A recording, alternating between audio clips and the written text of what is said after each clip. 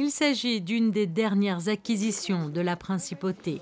Datant de 1870 et situé à 550 mètres d'altitude, le fort de la Tête de Chien surplombe Monaco. Lieu rêvé pour les scientifiques et les artistes, ce domaine de 3 hectares a été cédé par l'armée française après la Seconde Guerre mondiale à un célèbre opérateur français avant d'être vendu au mois de juillet dernier à la principauté.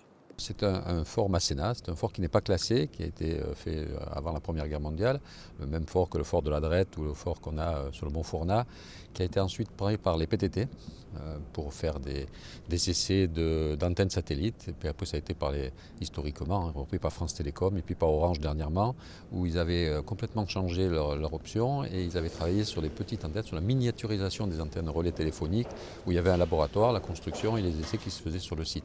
Mais son vrai cœur de métier à l'époque, c'était vraiment de faire les mesures d'antennes satellites.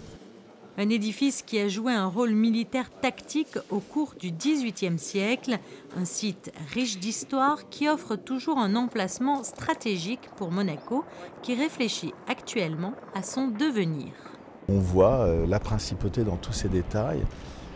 Donc c'était une très très bonne idée d'acheter ce fort. Ça va être là aussi un partenariat avec la Turbie pour trouver la destination finale de ce lieu à la fois historique et futuriste.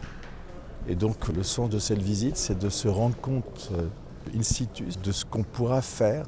Mais c'était évidemment pour nous qui sommes un peu à l'étroit dans tout un tas d'activités en principauté, la possibilité de s'agrandir un peu et de placer ici des activités qui n'ont pas nécessairement besoin d'être sur le territoire monégasque, mais qui peuvent être assez facilement en liaison avec nous.